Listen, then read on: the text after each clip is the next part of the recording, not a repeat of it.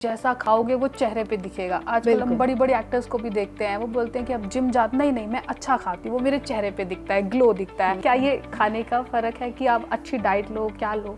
बिल्कुल, ये बिल्कुल सही बात है, क्योंकि जैसा हम खाते हैं, एक बोलते हैं ना क्लीन ईटिंग मतलब आजकल प्रोसेस्ड फूड, जंक फूड, ये सब बहुत ज़्यादा बढ़ गया है, जिसकी वजह से और यंगस्टर्स इतना लेते हैं। मतलब हम कहते हैं कि हफ्ते में एक बार या महीने में एक बार, ऐसा नहीं हो रहा है, रोज यंगस्टर्स आजकल जंक फूड लेते हैं। क्लीन ईटिंग तो है ही नहीं आजकल। तो जब क्लीन ईटिंग नहीं होगी, हमारा गट हेल्थ अच्छी नहीं होगी, तो हमारा फेस पे तो दिखेगा, एक्ने होगा, फेस डल हो जाएगा। सबसे पहले हमें फेस पे दिखाई देता है, क्योंकि हमारी गट हेल्थ हमारे फेस पे बिल्कुल साफ दिखती है। तो हमें क्लीन ईटिंग ही करनी चाहिए अगर आपको फेस पे अपने ग्लो लाना है, क्लियर रखना है। आजकल गर्ल्स इतनी ज़्यादा कॉन्शियस हैं, पता नहीं तरह तरह के आजकल प्रोडक्ट्स लगाती हैं, 9 स्टेप्स रूटीन रिजीम करती हैं, लेकिन अपने गट का ख्याल नहीं रखती हैं, क्लीन ईटिंग नहीं करती हैं। सबसे ज़्यादा इंपॉर्टेंट है क्लीन ईटिंग करना, प्रोसेस्ड फूड ना खाना। और अगर खा भी रहे हो तो वीकली खा लिया, 15 डेज या मंथली खा लिया, चलता है, क्योंकि आजकल इससे रोकना, मतलब इससे बचना बहुत मुश्किल है। लेकिन regularly eating is not good, तो उससे हमें बचना चाहिए। बिल्कुल, जैसे मैम आप बता रहे थे कि प्रोसेस्ड फूड, आजकल बड़े तो फिर भी एक बार के लिए, कुछ दिन के लिए रुक जाएं, लेकिन जब हम बच्चों की बात करते हैं, जी, बच्चे नहीं रुकते। देखिए, जब तक बच्चा छोटा होता है, जैसे आपने कहा कि जब तक स्कूल नहीं जाता, जब तक तो पूरा हमारे हाथ में है, क्योंकि आजकल ये इतना ज़्यादा बढ़ गया है ना, जैसे हमने अभी पहले भी बात की कि इससे बचना बहुत मुश्किल है। जब बच्चे बड़े होते हैं, स्कूल जाते हैं, कॉलेज जाते हैं, तो वो स्टार्ट हो ही जाता है।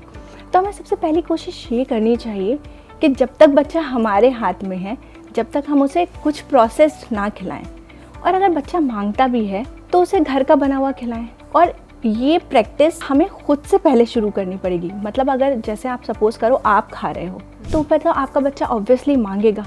आप चॉकलेट्स खा रहे हो, चिप्स खा रहे हो, जंक फूड बाहर से ऑर्डर कर करके खा रहे हो, तो आपका बच्चा भी मांगेगा। लेकिन पहले आपको खुद को कंट्रोल करना पड़ेगा, तभी आपका बच्चे तो देख के ही सीखते हैं। अब वो आपको देखेंगे, आप क्लीन ईटिंग करेंगे तो उनकी हैबिट बन जाएगी वो क्लीन ईटिंग करने की। तो जब वो बड़े होंगे तो वो उनको समझ आएगा कि नहीं, व्हाट इज़ क्लीन ईटिंग और what is not good for us. Awareness बढ़ रही है, तो काफ़ी सारे ऑप्शंस भी बढ़ रहे हैं। जैसे कि अगर बच्चे को आपको हफ्ते में एक बार नूडल्स खिलाने हैं, तो मिलेट नूडल्स खिला सकते हैं। पिज़्ज़ा बनाना है तो उसका बेस मिलेट्स का बना सकते हैं।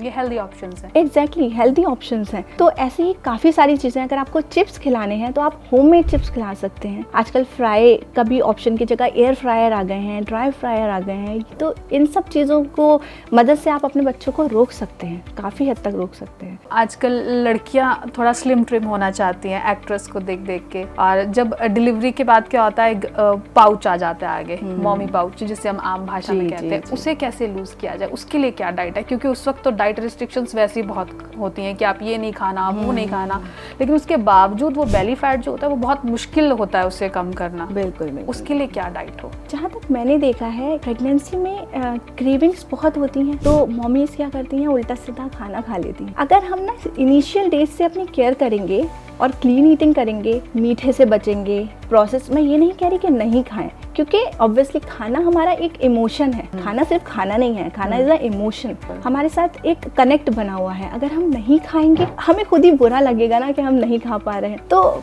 खाएं, बट लिमिट में खाएं। प्लस अपनी डाइट पे अगर हम इनिशियल डेज से ख्याल रखेंगे, हम देखेंगे कि हम कितना प्रोटीन ले रहे हैं, कितने कार्ब्स ले रहे हैं, हेल्दी फैट्स ले रहे हैं, विटामिन्स मिनरल्स पूरे ले रहे हैं या नहीं ले रहे हैं, ये सब हम ख्याल रखेंगे, तो हम काफ़ी सारी जो प्रेगनेंसी में डिसीजेज हो जाती हैं, थायराइड हो जाता है, जेस्टेशनल डायबिटीज़ हो जाती है, उससे बचेंगे। प्लस वेट मैनेजमेंट में ड्यूरिंग प्रेगनेंसी और आफ्टर प्रेगनेंसी भी काफ़ी हेल्प होगी। प्लस एक चीज़, शुगर से बहुत कुछ नुकसान होता है हमारी बॉडी में। जो हम बस शुगरी चीज़, कोई भी मीठी चीज़ होती है, हम फौरन खा लेते हैं, हम कंट्रोल नहीं कर पाते अपने आप को।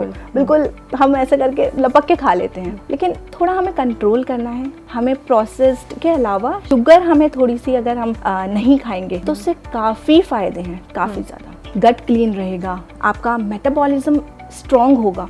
शुगर खाने से मेटाबॉलिज्म बहुत स्लो हो जाता है, इसकी वजह से फैटी हो जाते हैं। तो अगर आप शुगर नहीं खाएंगे तो आपका बॉडी टोन होनी शुरू हो जाएगी। आप 1 हफ्ते या 2 हफ्ते शुगर छोड़ के देखें, आप अपने फेस पे नोटिस करेंगे चेंजेस आने। मैम आपने शुगर की बात की, लेकिन जैसे कई लोग या कई डाइटिशियन ये भी बोलते हैं सॉल्ट भी कम कर दो, मसाले भी कम कर दो, तला भुना भी मत खाओ, तो फिर लोग कहते हैं खाए क्या, कि घर पे पराठे तो बनने ही है सुबह ब्रेकफास्ट में, तो तला भुना ना खाएं तो पराठे ना खाएं, स्पाइसी ना खाएं तो फीका खाएं, घास फूस खाएं, नॉनवेज मत खाओ, वेज मत खाओ, ये मत, तो फिर खाएं क्या? आजकल तो बहुत चीजें चल रही हैं, वीगन खाओ, ये खाओ, तो बेसिकली ये सब चीजें क्या सचमुच इफेक्ट डालती हैं हमारी हेल्थ पे, और कितना डालती हैं, और क्या खाएं बेसिकली? देखिए, इसमें ऐसा है कि डिपेंड करता है बॉडी पे। हर इंसान का अलग अलग बॉडी, अलग अलग उसमें डिसीजेस और वेट, हाइट सब डिफरेंट होता है। तो अगर आपको कोई डिसीज है, जैसे डायबिटीज है, हार्ट की कुछ प्रॉब्लम, बहुत कॉमन प्रॉब्लम है आजकल, हार्ट, थायराइड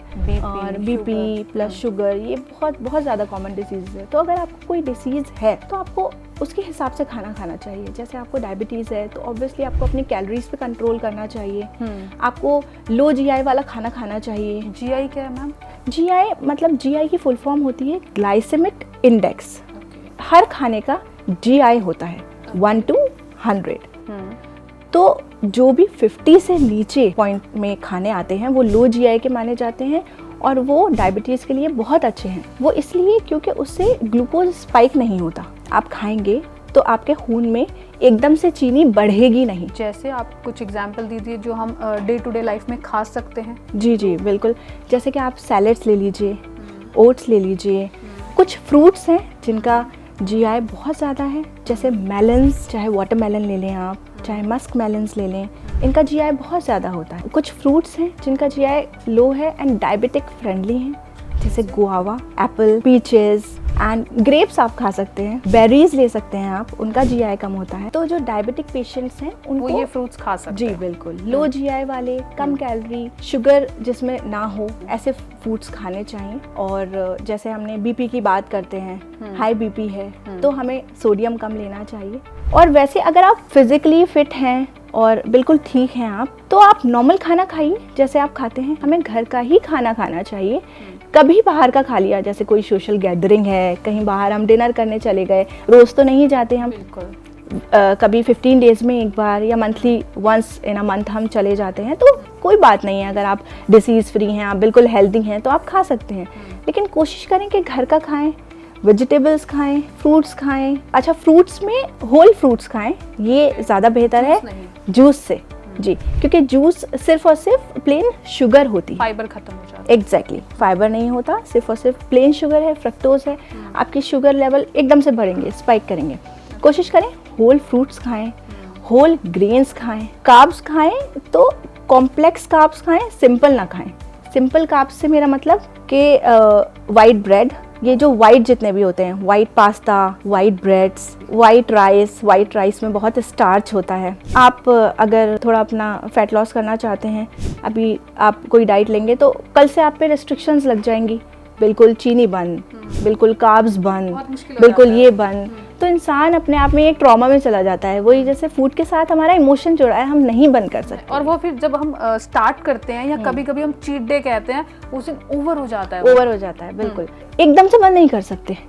तो ये मैं आपको बता रही हूँ लाइफ लॉन्ग डिसीजेस से बचने के लिए, ताकि आपको आगे चल के कोई बीमारी ना हो। क्योंकि ऑब्वियसली अभी आप अपने 20s में हो, 30s में हो, अभी आपका मेटाबॉलिज्म बहुत अच्छा है।